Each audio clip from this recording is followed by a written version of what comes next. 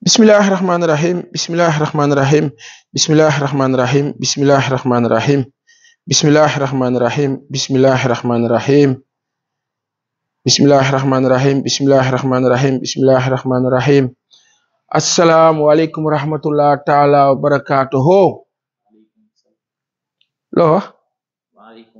waaleykum salaam okay waaleykum salaam kilifa yi loolu la ñuy jàngal parce que Sénégal yi bu ñu xëy dañ naan kon kaa nuyu mu naan la maaleykum salaam moo tax ñemeetuma nuyu nit matin bi salaamaaleykum asalaamaaleykum damay ñëw rek ne sëñ bi da nga def mu ne la na ngi si jaar sëñ neneen ki mais koo si nuyu mu ne la maaleykum salaam sa journée yàqu na te Sénégal dañuy xëy di ñaanalante lu bon maaleykum salaam mooy yàlla bu sa journée baax mooy yàlla boo am jàmm maaleykum Sénégal bàyyi leen maaleykum xanaa nu yuuxu ko sa kaw Sénégal bàyyi leen maaleykum tey wax wa aleykum m bi dëpp leen ko mu nekk w wa aleykum salaam maaleykum mooy yàlla bu jàmm am ci yow man bu ma la ko ñaanalee nga ñaanal ko kenn ñu xëy maar day si accident yi bëri takkar naa seen loolu lu ne am ci dëkk bi ci musiba yàlla ñu ci yàlla muccal wa asalaamualeykum wa rahmatullah wa aleykum salaam wa rahmatullah salaam wa aleykum salaam yomb na Sénégal nag ñun tamit nag jël lépp teg ko def ko yëfi mbedd dégg naa Mario dafa xaw a tawat dafa sonn man tamit looloo ma dal dama mel ku tooy faw ma am buy ak bisaab mooy médicament mooy antibiotique bu baax bi moom la kilifa yi di santaane bu ñu jógee topp garabu tubaab yi rek industrie pharmaceutique par la pharmacopée loolu faw nu waxtaan ci kilifa bi Seydina Alioune aaw maa ngi laa ziar faw nga ñëw ñu waxtaan ci loolu parce que tubaab yi ñuy bëgg a rey jeexal africain yi la ñu bëgg de récupérer l'Afrique sans les Africains ay bu ngeen xamoon li tubaab yi di tëgg jamono ji moo ko waxee rek gars yi naan ma da nga raciste da nga kii arrêtel man leen baax na africain yi nekk suñu dëkk duñu problème bi de tubaab bi ñooy problème bi parce que tubaab bi ñooy teg ay plan pour jaxase africain yi seen biir jaxase ñu pour ay bu ngeen xamoon li tubaab yi di tëgg xam naa yéen a gën a xam nuyu na ma leen ba baax a baax kontaan loogu sax jàkkaarloog en tey xam naa ni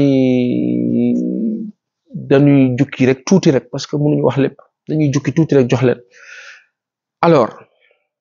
c'est vrai qu'on est KO on est fatigué mais on essaie yàlla baax na yàlla fi ne àdduna bi amul noppalu yàlla rek fi ne liggéey rek waaw liggéey rek retraite amul liggéey moo am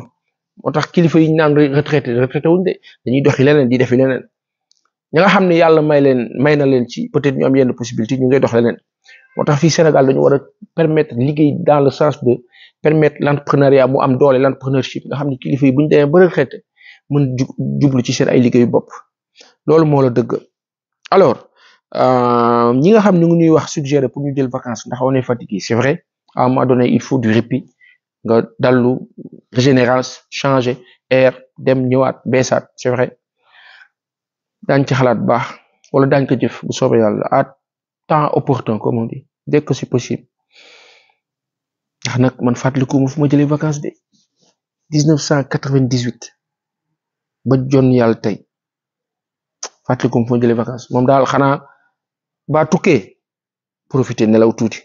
benn fan ñaar te tukkee sax liggéey lay doon yu ci ëpp sinon bu dee fii ba sonné rek def téléphone bi silence nelaw ba batterie bi xaw a kiiwaat tuuti nga jógaat nekkaat mais break 15 jours un mois duma def dara loolu de ba may nekk élève laa gëj a dund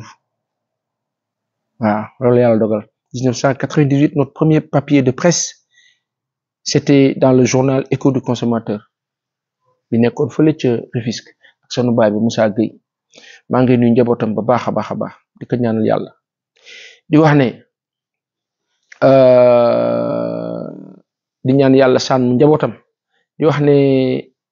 nu ngi ziar ba baax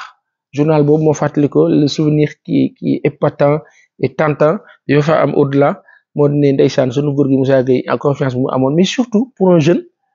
étudiant à l'école de communication mu mettre ñu en valeur man ak sama jumeau Issa Thioro Gueye beaucoup de gens ne savent pas que c'est mon jumeau parental par on va dire nos grands-parents mais surtout jumeau parce que man ak moom ñoo bokk date d'anniversaire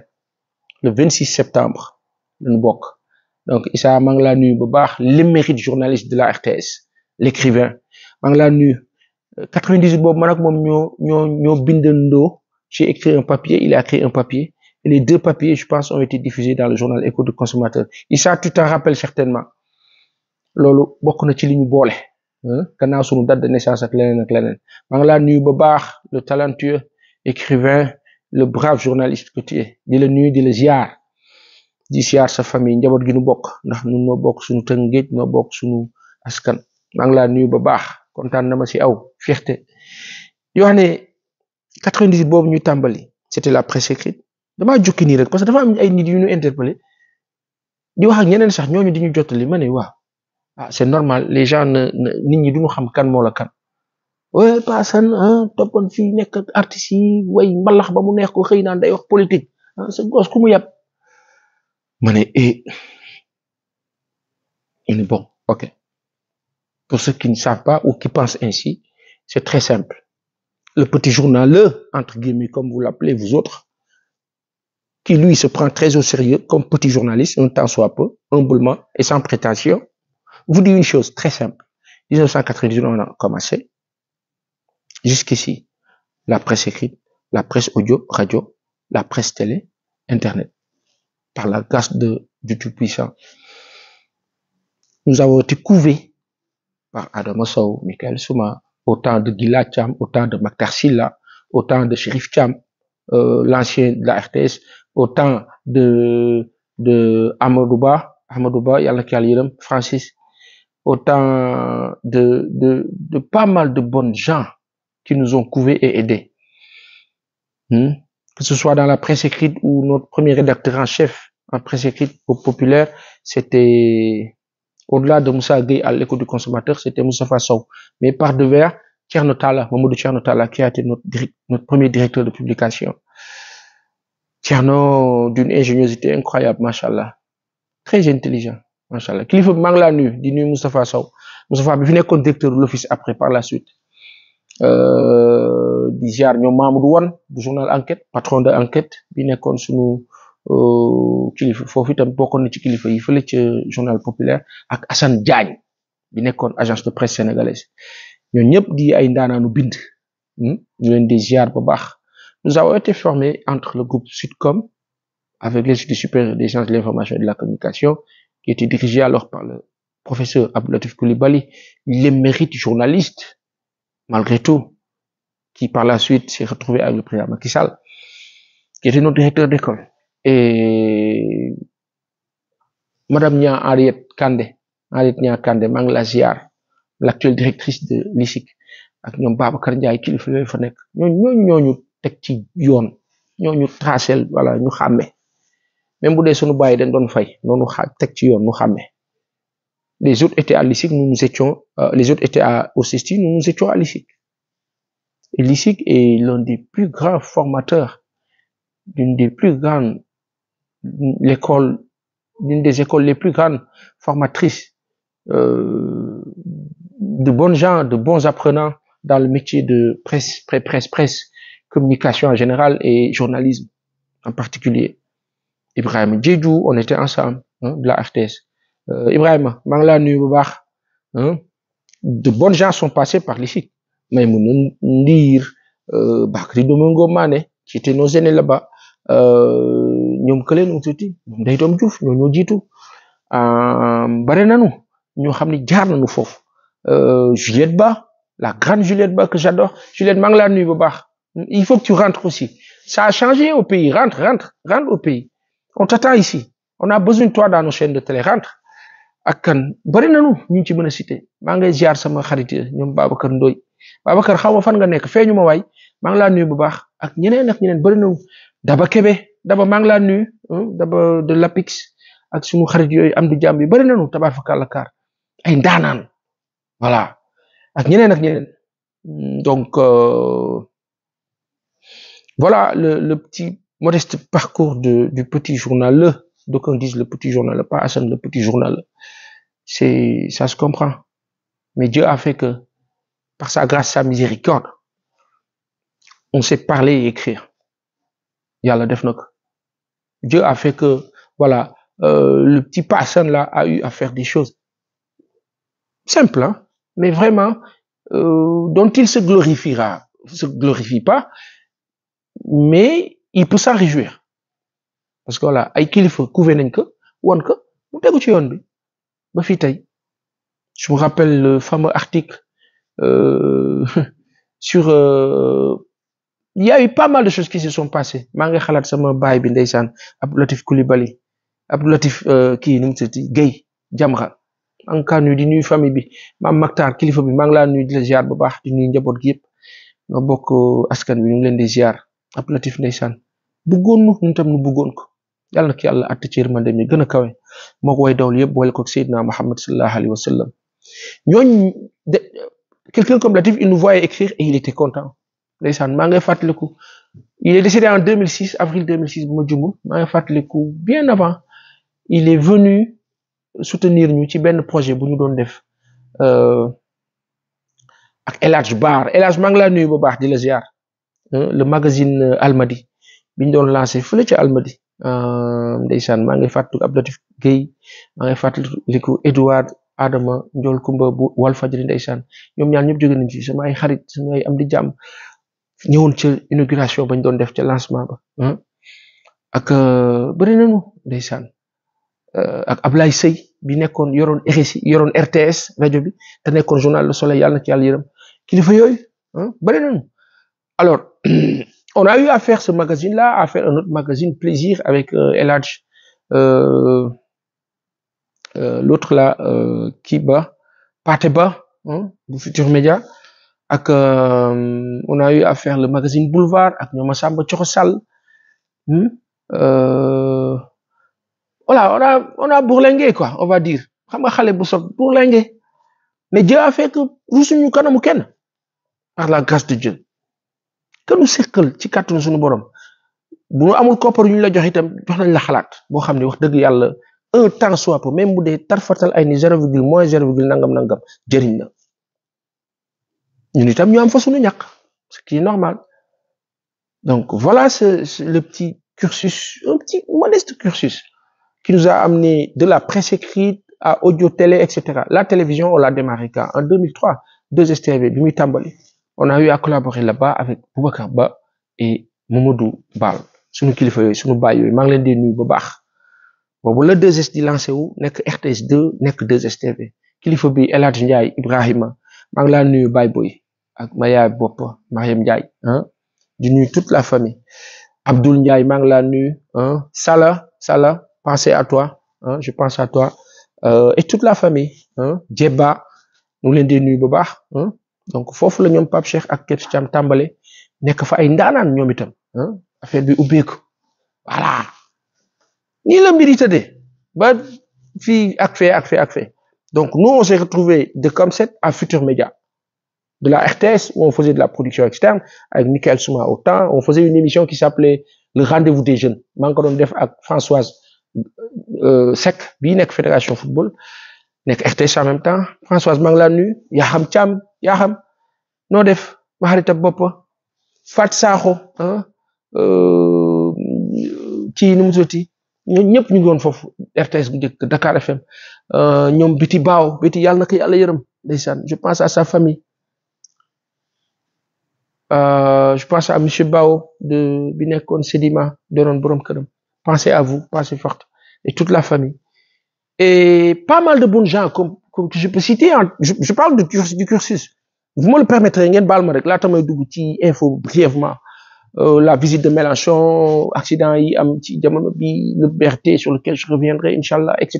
Voilà 2 ou 3 points succinctement et surtout ce que les blancs nous préparent ñenn ñi yenn tubaab yu bon yi ma wax rek ne Christian maa ngi laa nuyu Christian Noël autant Dakar FM Eric Barbosa Anna Joua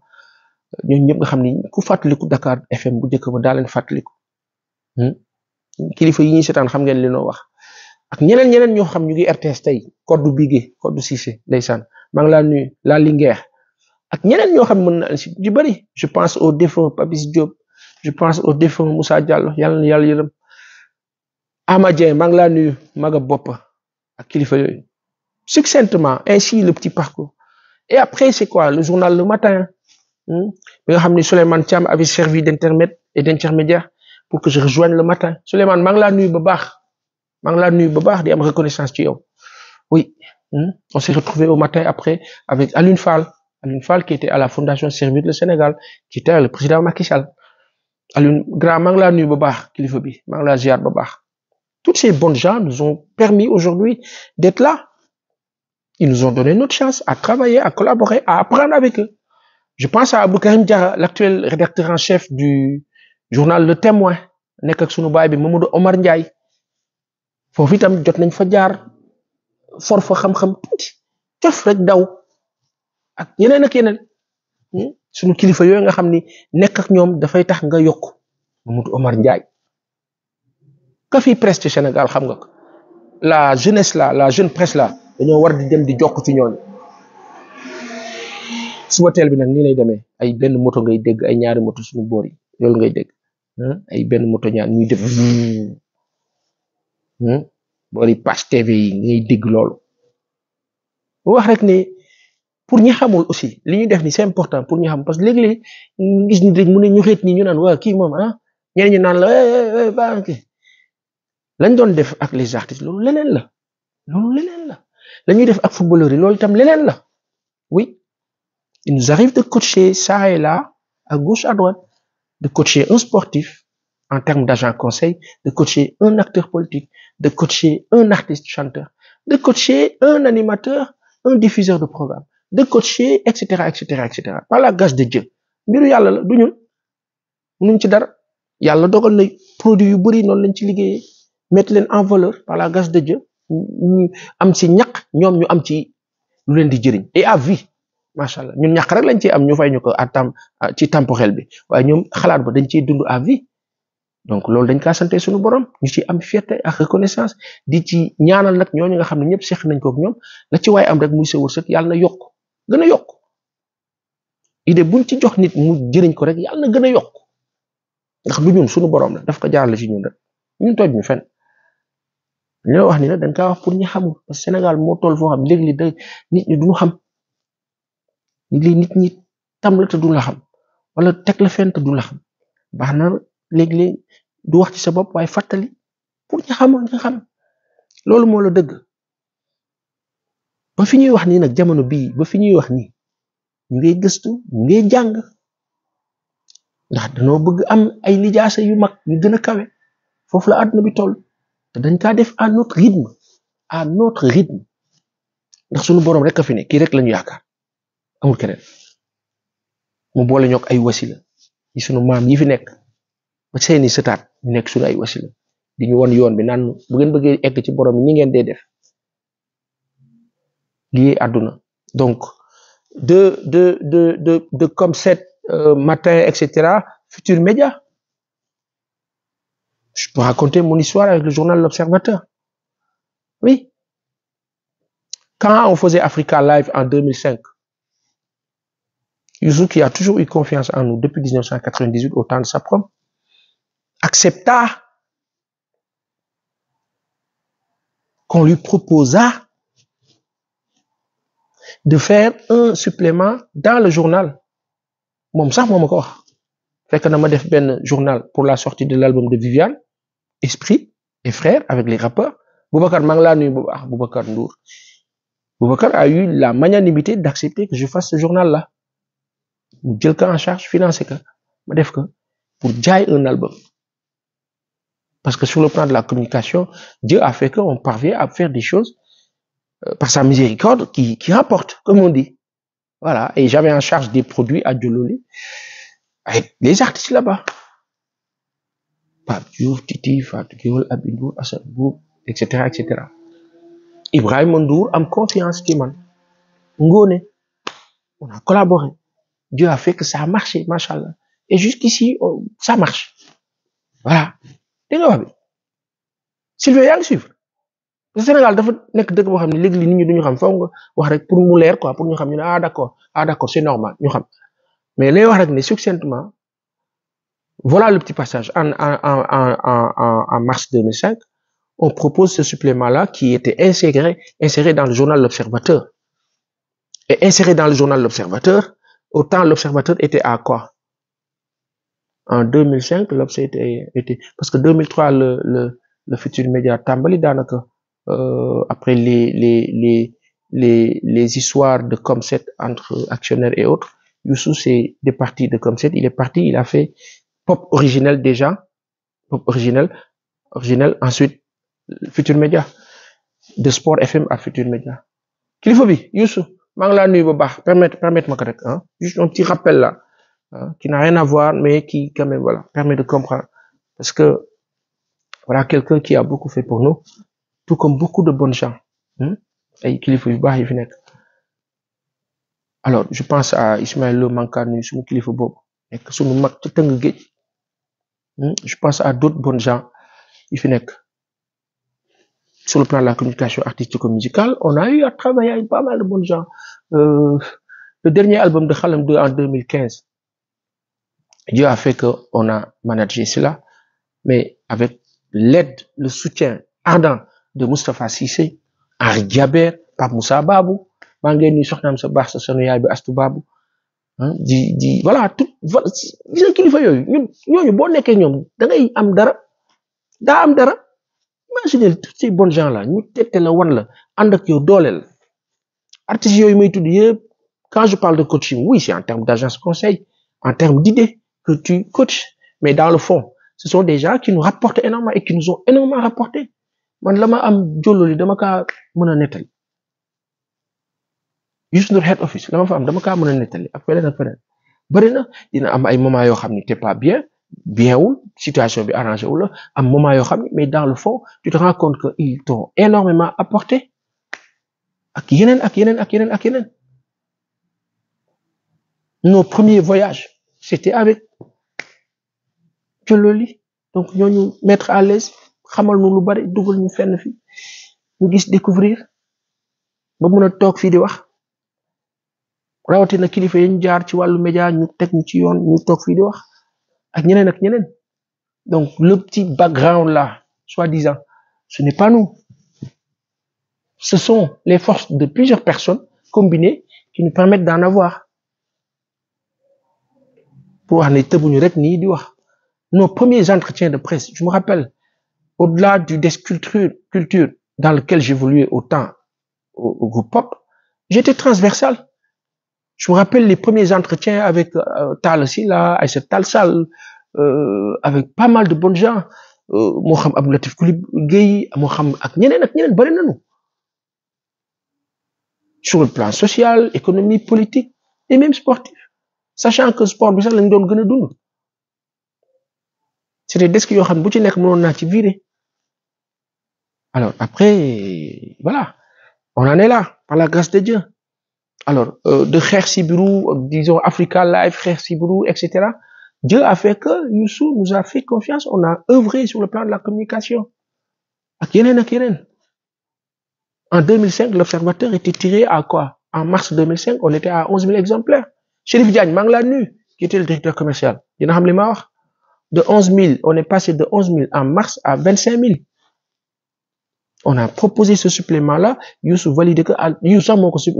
proposé, sachant que supplément bobo, ça venait de l'idée que j'avais proposé à Boubacar de faire un journal pour lancer l'album Esprit.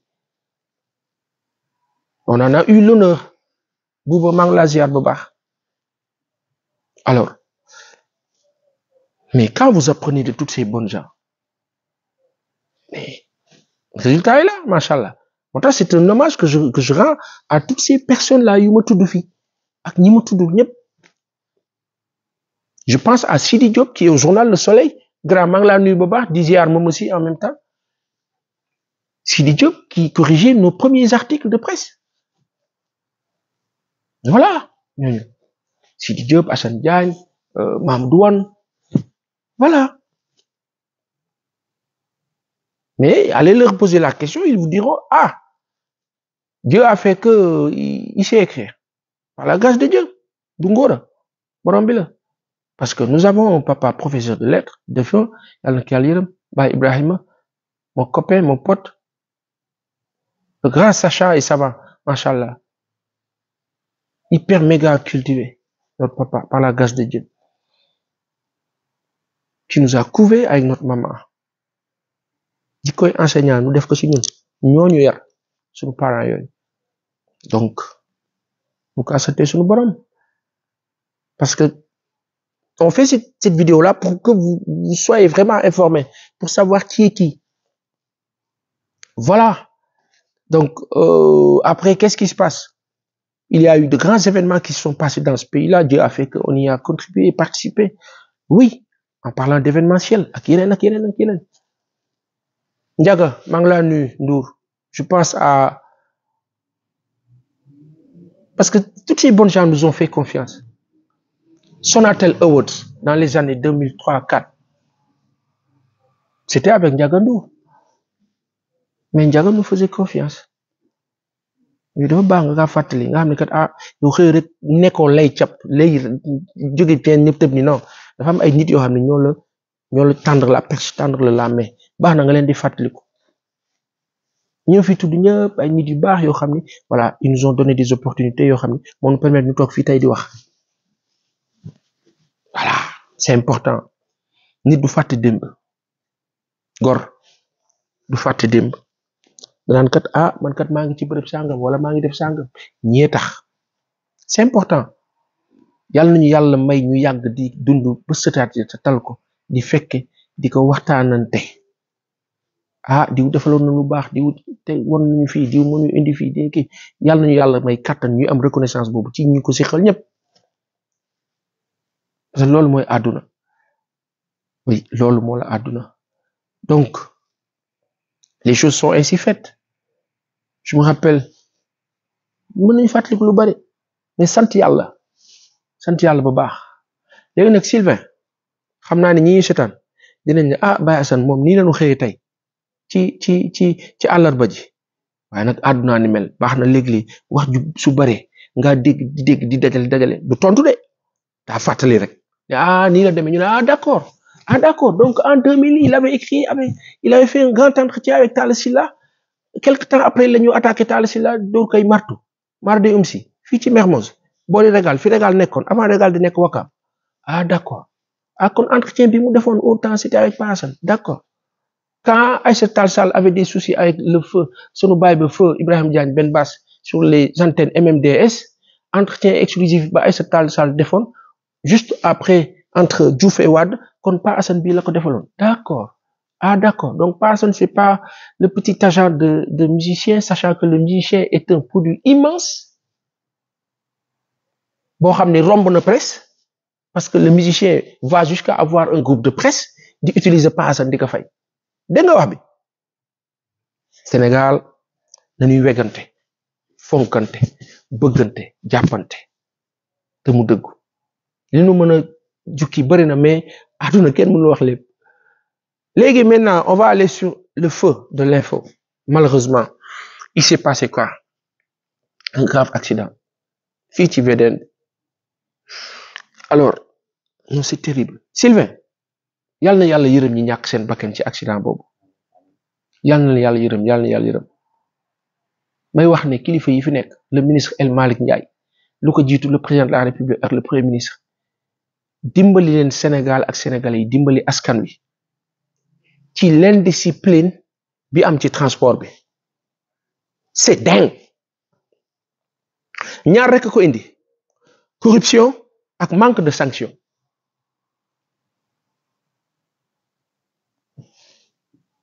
corruption ak manque de sanction corruption bi lan la visite technique xam nga ni tata buy daw ba perdre ay frein dal ci kaw nit ñi mais bu visite technique bi jaaroon yoon du demee noonu dañu waxante dëgg rek te yàlla tax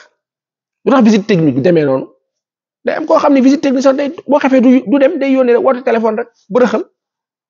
ak leneen ñaata yoon la ñu nit wax ne man de sama permis jot naa ko te mënumaa dawal dama joxe rek ñu indil ma sama permis après laa dem jàngi ça veut dire ce que ça veut dire Sylvain n'est-ce pas voilà il faut que autorités yi ngeen jël les choses en main chaque jour accident mënul am ngeen ne waa d'accord on va voir nangam non prenez des décisions fortes le chauffeur bi indi musiba maaba kumba boobu enquête bi lan la ku doon dawal oto bi fan nga déparé est-ce que def nga sa visite technique kañ nga ko gëj a def ñu xool vérifier ne defu ko il est sanctionnable su dee du chauffeur ba su dee kaka remplacé la su dee patron ba la borom oto ba ils sont tous sanctionnables oto bi dootul daw wala buñ ko defaraatee dootul daw wala dañ koy jox keneen il faut que ñu sanctionner de sorte que et la meilleure sanction c'est pas forcément jàpp nit bi tëj ko non Ahmed Sékou Touré da doon def ku rey ñu rey la tak ci boo fëlee nit rey fa jaay reewoon di rey nit ci tali bi nooy itam ñu rey la mu jeex ca la accident gëjee Guinée aujourd'hui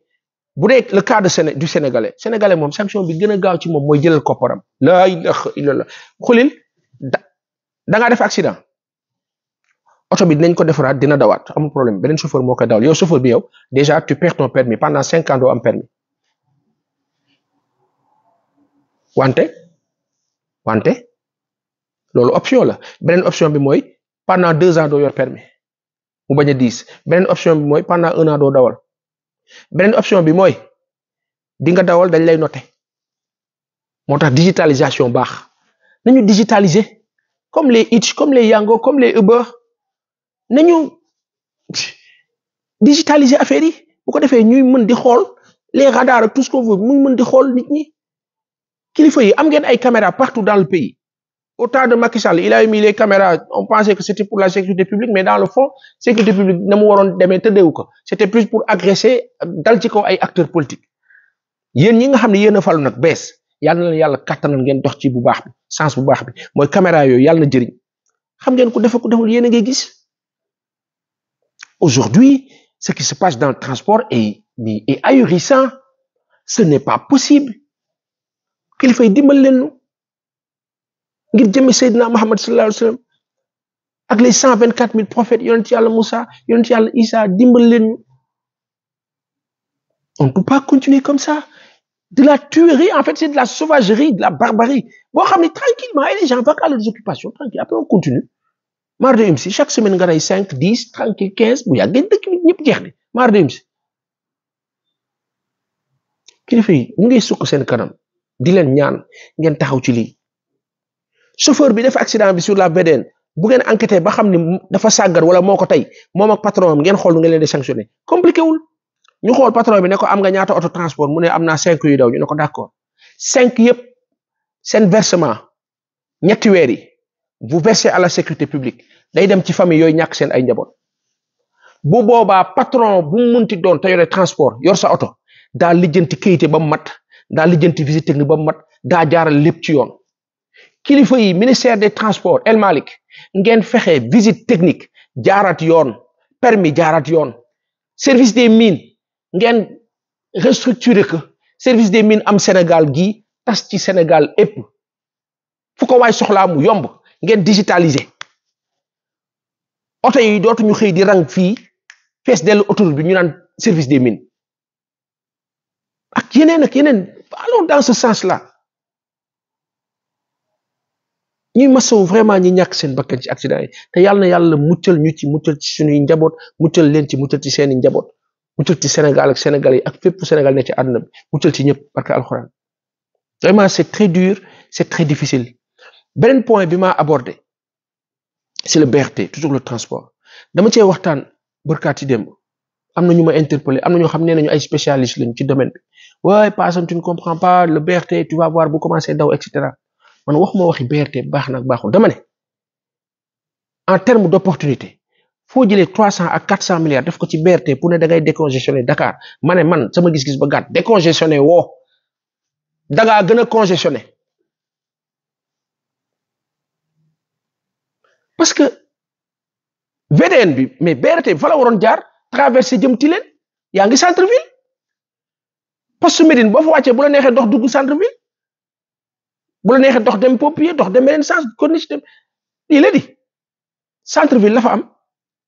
aujourd'hui le centre ville de Dakar c'est où d'accord centre ville palais etc oui centre ville mais Almadies daanaka c'est devenu une ville Pikine c'est devenu une ville Guédiawaye c'est une ville Rufisque c'est une ville ak feneen il faut décongestionner il faut décentraliser l'administration et la meilleure façon de le faire c'est de digitaliser quand on digitalise tout kay soxla extrait de naissance daan ko jëlee hôpital Dantec wala Abbas Ndao wala feneen mën na bañ a bouger tak message tak téléphone il a son truc mu imprimer këram nit ñi am imprimante seen kër yi imprimer signature bi ñu yónnee la ko compliqué wul wala bu fekkee da nga soxla original bi nag kayit gi original bi nga déplacé wu ñu defal la copie digitalisé il faut que ñu dem vers ça parce que c'est possible te yàlla xam ne sénégalais yi ko mën ñu ngi fii fees tel man xamoon ni par exemple non sénégalais la yàlla barkeel te ñun xamuñu ko man xamoon ni juróomi nit yi nekk ci àdduna bi ñuy wax ne ñooy xoolaat kaamilu alxuraan ci boppam di ko corriger que kii la ca nekk la ca baax la ca baaxul yi ci am piège ak yi tubaab bi seytaan yi di jaxaseeg et cetera ñi kaa xool juróom yi ci àdduna bi nekkate kenn ki sénégalais la sunu papa Tall nu ngi laa ziar jërëjëf kilifa bi Jassène yow mi ma ko xamal lii moo la Sénégal donc faw nag ñu xoolaat le BRT waxuñu baaxul dañ ne en terme d'opportunité mais nan ngeen mën a comprendre 1000 milliards nga def ko ci terre pour 37 kilomètres ou 35 ou 37 Dakar Diamniadio boo waxee ñu ne non dooli nañ ci beneen 219 milliards ak la BIS pour dem fan ak yenn banques yi pour dem ba Diass donc 1000 et quelques milliards ci benn train régional express te 1000 et quelques milliards boobu mënoon def tous les rails de ce pays-là nga tourné jël 300 ou 400 milliards def ko ci BRT lépp yaa ngi ko concentré diggante Ndakaaru ak Diamniadio mais yéen kilifa yi ngeen ne ñu d'accord ñun amuñu xam-xam d'accord mais yéen am ngeen xam-xam yéen a def lool musiba maa ba ko bële di 1500 milliards boo ko tasoon ci Sénégal transport bi normal ceinture de rail bi sunu baay bi Ousmane Andi wax tout le temps boo jëlee 1500 milliards tas ko ci Sénégal rail bi di daw fu ne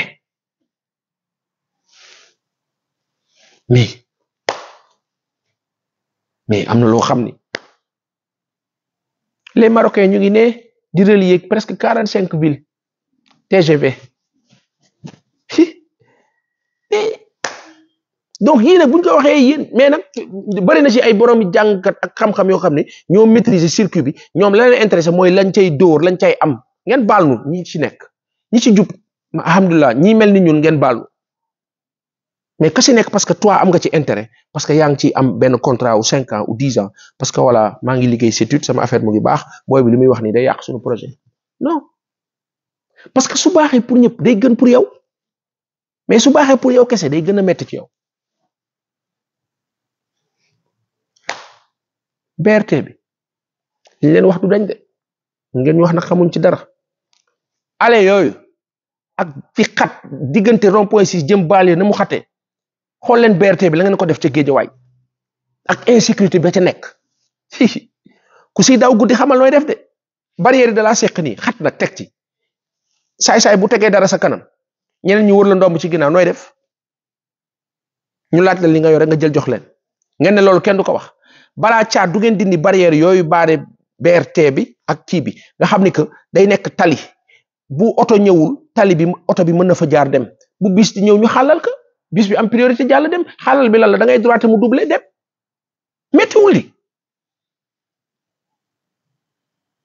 bon BRT bango 300 400 500 kaka mën ujjël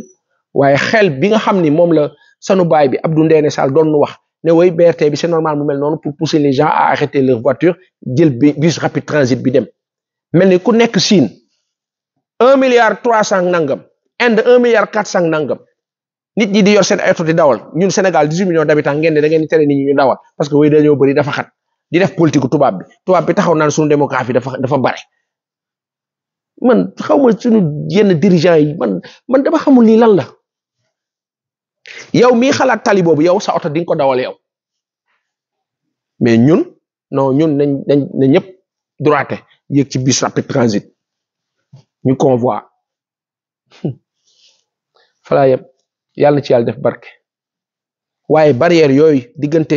ñi yor seen oto yi ak bus bi fi moo jaar dindi leen barrière yooyu dindi trottoir bu ndaw boobu ngeen teg noonu ci ko trottoir la xawma barrière ciment boobu daal boobu ngeen tegg ko tali bi wàcc ñëpp jàll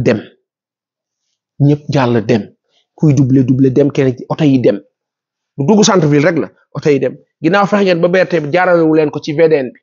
on nous dira oui mënu fa jaar parce que alors que Tilène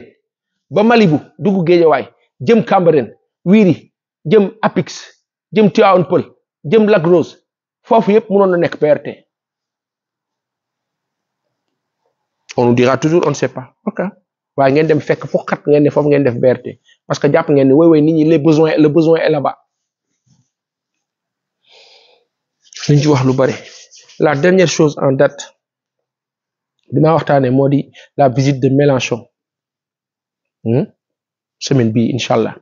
day ñëw Sénégal Mélenchon ce sont les insoumis en France le gàtt la ma ci wax le compliqué wul boo xam ne méttiwul tubaab la français la ce sera toujours la France d'abord pour lui ñun nag duñu teg Macron di topp Mélenchon waaye soutien bi mu apporté loon Ousmane Sonko à travers les médias français mook ay député mook ay am di jàmm et cetera wax dëgg yàlla Mélenchon jërëjëf merci pour tout au-delà de Ousmane Sonko je dirais soutien bi mu apporté la démocratie sénégalaise waaye ñoom la rek ñu yem ci rek noonu rafetal recevoir ko bu baax dalal ko war na fi amal ay conférences et cetera war na fi def pas mal d'échanges ak les Sénégalais ak surtout le pouvoir en place waaye ñuy wax di ñaan nguur gu bees gi bàyyi leen benn xel benn affaire ñoom tubaab yi ci seen bopp bu ñu muusee sax dañ xam ni Mélenchon mën na nekk un bon interlocuteur avec les Africains yi nga xam ne jamono bi dañoo bëgg dagg le cordon ombilical mooy issue de secours la kilifa yi fi nekk li noo wax yéen ñu ko gën a xam bàyyi leen xel baax na de dalal gan baax na de waaye bàyyi leen xel nos intérêts d'abord c'est sur invitation du premier ministre Ousmane Sonko après lañ ñu wax alhamdulilah may wax nag tey Sénégal am nañu ay opportunité bunt yi yaatu na ubbeeku am na nañu jóg liggéey ñun ñëpp nañu jóg liggéey nañu bokk bennoo gis na ma ñuy wax way des opposants par-ci par-là le pouvoir par-ci par-là jamono bi jamonoy nationalisme la ñëpp war a ànd def bloc quand bien même l'opposant doit s'opposer quand il juge nécessaire de s'opposer waxuñu opposé wu pour opposé wu waxuñu la Waly Bodian wax changement pour changement mais changer ce qui doit changer oui c'est cela non changement pour changement mais changer ce qui doit l'être pas s'opposer pour s'opposer mais s'opposer parce qu'il faut s'opposer ñu ñaan yàlla jàmm ci réew mi yàlla na fi yàlla def jàmm barke kiiw rafetoo ak rafetal barke alxuraan barke Seydina Muhammad sallallahu alayhi wa sallam yàlla na ngeen am jàmm yéen ñi nga xam yéen ñuy seetaan ci vidéo bi dama ko tënk rek ëllëg ak jàmm incha allah dinaa dëkk ak yéen su ma nee ëllëg ak jàmm mooy la nuit du mercredi jëm jeudi ñu war a dem ca fajar googu incha allah dinaa dëkk ak yéen ci conseil des ministres bi comme niñ ko defee comme niñ ko tàmbalee depuis lustre conseil des ministres ak Pa Assane Seck bi nga xam ni nu ngi ko amal saa su ne maa ngi leen di sant di leen gërëm di ñaan yàlla defar seen ay mbir ubbi seen ay buntu wërsëg buntu xéewal ka si nekk di ñu seetaan nii nga bëgg ñu nga bañ ñoo bëgg nga kontaan nga bañ a kontaan yàlla na yàlla defar say mbir yàlla na yàlla defar say mbir yàlla na yàlla defar say mbir ba yow doo tootal di nu mere ci lenn wala di nu mere wala di mere keneen sa affaire baax say buntu xéewal yaatu nga gën a généreux sa xol gën a ubbeeku yàlla na ko yàlla defal nu ko ubbi suñu xol ñun itam ñu gën a yaatu dën yàlla ñu ko yàlla defal ko ñëpp Sénégal ñoo far